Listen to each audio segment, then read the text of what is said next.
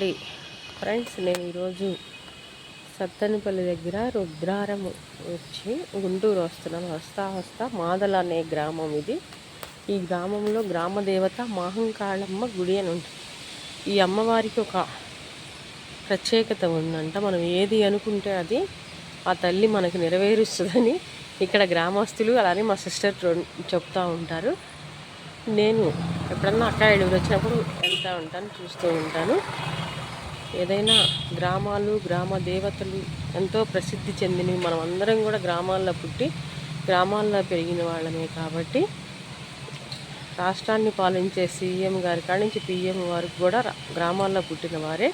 వీరందరూ కూడా గ్రామ దేవతలు, గ్రామాల అభివృద్ధికి పాటుపడే వ్యక్తులు కాబట్టే ప్రజలు ఎన్నుకున్నారు. ఆ తల్లి చూపులు మా చంద్రబాబు నాయుడు గారి మీద నిండుగా మెండుగా ఉండాలని మనస్ఫూర్తిగా మా బోనమ్మ చల్లగా ఉండాలని కోరుకుంటూ ఇప్పుడు నేను అమ్మవారి మీద ఇక్కడ చెప్పబోతున్న కవిత.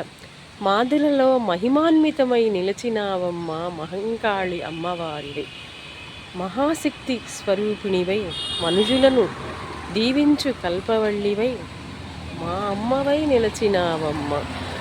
ఏ పేరుతో పిలిచినా పలికేటి అమ్మవు నీవై, శక్తిగా మహాశక్తిగా మహంకాళివై నిలిచినావమ్మ. కోరిన కోర్కెలు తీర్చేటి కొంగు బంగారు తల్లివి నీవమ్మ. కోనేటి రాయుడే నిన్ను చూడవచ్చెనమ్మ.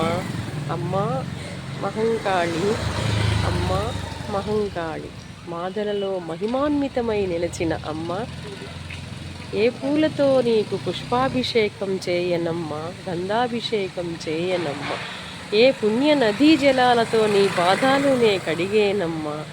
అందుకే అంటాను నేను, గంగా నది పవిత్ర జలాలతో నీ పాదాలు ఒకసారి నే కడుగుతా. అమ్మా కృష్ణవేణి అలివేణి నదీ జలాలతో నీ పాదాలు నే కడుగుతా. పూలాభిషేకం, పొడమి పూలాభిషేకంతో నీకు నా అక్షర కవితలతో సమర్పించుకుంటానమ్మా అంటుంది మాధవి, సహజ కవయిత్రి, గుంటూరు. ఇక్కడ పుట్టిన గ్రామస్తులకు రాయటం తెలియదండి. కవయిత్రిగా నేను వచ్చినప్పుడు ఆ అమ్మవారిని అందరికీ వినిపించినట్టుంది నా ద్వారాగా. మీరు కూడా రండి, అమ్మవారి దివ్య దర్శనం చూసుకోండి. ఒక్కసారి అమ్మవారిని నా లైవ్లో మీకు చూపిస్తాను, చూడండి. ఈ టెంపుల్ ఇదంతా కూడా